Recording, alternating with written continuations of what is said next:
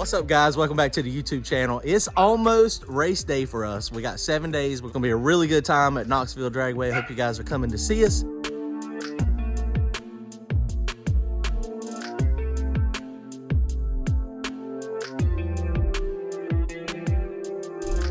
So today we're gonna be working on this race car a little bit, installing Wheelie Control. Check this stuff out, guys. Go to turbojohnracing.com, grab yourself some merchandise, comment, like, and subscribe. Thanks, guys.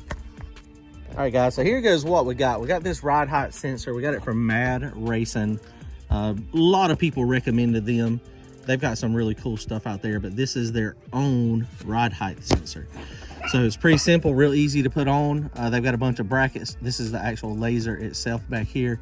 And you see they've got the wiring diagram on it as well. They've got some wiring that you can get as well. This is a straight plug, and that's a 90-degree plug, depending on where you're mounting. Now, one of the things that is really good about this thing is this right here. It will go from 3 inches to 38 inches. So that is one of the longest in the business. All the other ones are real short. So this one is pretty long. So you can mount it, a little bit higher or down low and still get the resolution that you need. Preferably on the passenger side, because generally that one comes up a little later. Sometimes, these cars will take off and they'll run and the front left wheel will be bobbling and the right wheel will still be down. And a spot that he recommended was down there on the K member. And so he's got multiple brackets. There's a few different brackets that you can get. This is one that you can get that is adjustable. So we were looking, we got to avoid heat. At first I was going to do it kind of up here, a little bit further in front of the wheel, but the problem is my downpipe's there, so I'd have to redo that. And then this is where we drain our catch can a lot, so that's really not a good spot for it.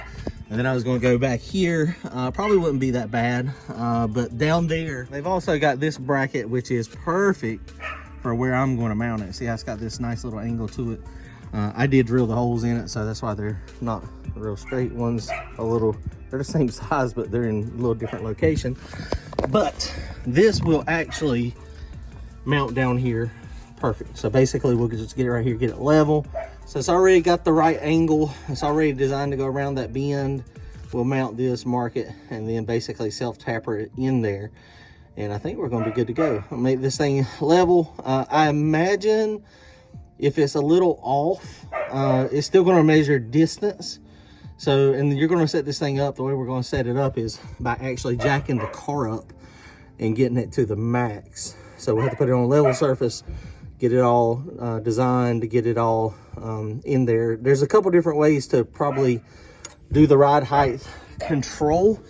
I'm gonna get with a couple of my buddies. Carl, he uses it on his car a lot, so he's got some good stuff, some suggestions on how to do. Now we got these long travel shocks, so it's gonna have a lot of travel. So we got to make sure that we take into account full travel. And it's just one of those things. We'll have to play with it and see what happens when we're on the computer. It's gonna be interesting. Hey guys, well there you go. We got the sensor mounted. We just used some self-tappers and they went in there pretty snug. Hopefully we won't have any issues with that. If we do have a problem with the self-tappers coming loose, then we'll just take those holes, go all the way through the K member, and then put long bolts with nuts on it. Down on the bottom of this, it's just got 2 Allen head screws, and then the ride height sensor, of course, you can see there. So we should be in a good spot for it right here. It was a good recommendation from Glenn. That's a spot that is away from heat and exhaust for the most part. So hopefully it'll be fine.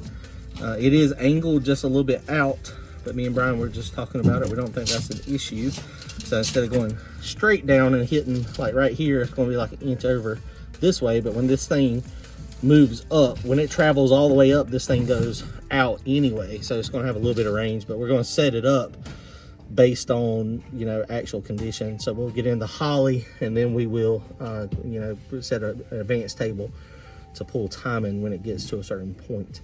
All right, guys, so Harper and Brantley's over here. Brian's over here. We're working on this thing. We got this thing hooked up, and the way this one, my wiring sucks, guys. I understand. I'm not a professional wirer, but basically I'm using that J3 connector. And then this sensor does not take 5 volts input. It takes regular 12 volts.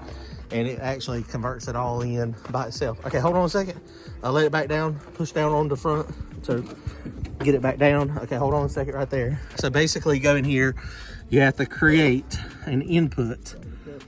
So this is a custom input. So you come in here, Wheelie Control, it's 5 volt, enable, and then configure. Very simple to set this up. So custom 5 volts, type in the unit as an inch, and then the format, I'm gonna use I'm gonna use that right there. So it's a little bit more resolution for us to be able to see. So then we got it pinned out. So very simple. Oh, let me show you this right here. So what you do is down here in the bottom, so when you're configuring this, basically 3 inches to 38 inches, and then on the bottom is a 0.5 volt to 4.9 volts, and that tells you right in the instructions. And this is also very easy to use. There's 4 wires in the wiring harness. You don't use the black. The brown wire is the power, the blue wire is the ground. I know that's a little backwards from your normal colors, but that's what it is. And the white goes to the ECU. So then there you go. It's very linear, so it makes it easy. 3 inches is a 0.5 volt, and 4.9 volts is 38 inches. So this thing will read a long ways. So we got it in there, send it to the computer. I've got my gauge panel. So right here, here's my Wheelie Control right now. So right now we just pushed up on it and it's reading 7.34, 7.35 inches. So now Brantley's going to jack it up and we're going to watch it go up. Dude, check it out. So he's going to jack it till the front wheels come off the ground.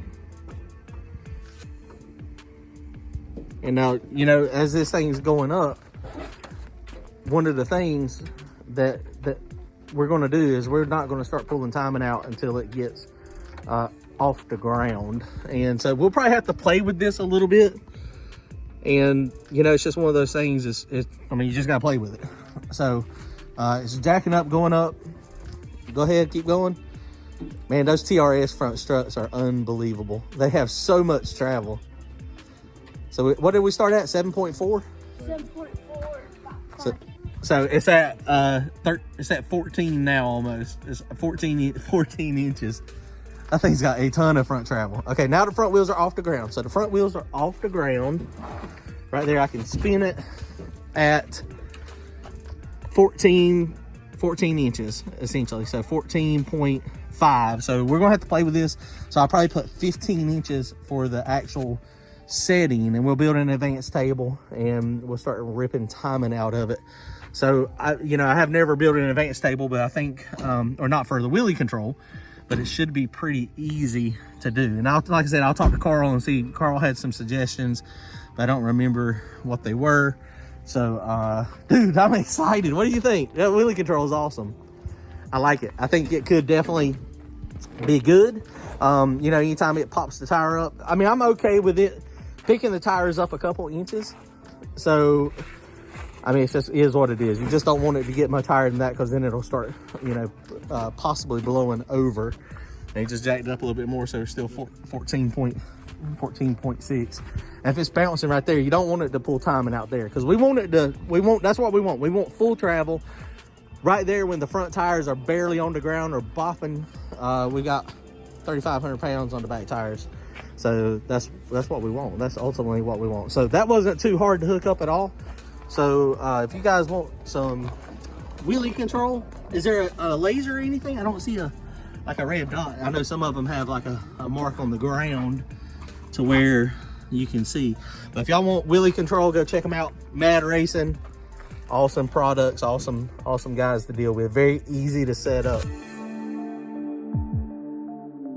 All right, guys, so we got the advanced table built. So it's pretty simple the way I did it. Hopefully it'll work. You see right now it's hovering right here. This is my dot. This thing a half a second after we let go to trans brake. And of course we'll have to play with this some, but right now it's reading here. So it's 0. And so that's at my 7 inches or whatever it was, 7.67. And so we go fully off the ground here at 14.5. So at 14.5, we got a 0, But then our next one is 15 inches. It'll pull 4 degrees of time. And of course, this is linear. So if it's in between those, then it'll pull a little bit less. And then we're gonna go 8 degrees, 10, 12, 14, 20, all the way out. If it goes, you know, this is going up pretty high. This is wheels off the ground pretty good. So that should catch it and bring it down. When we had the mistake at Dig or Die, it pulled 8 degrees and that set it down. So that should be more than enough so it doesn't hurt the motor and so that, you know, it does what we're trying to get it to do. So this is awesome.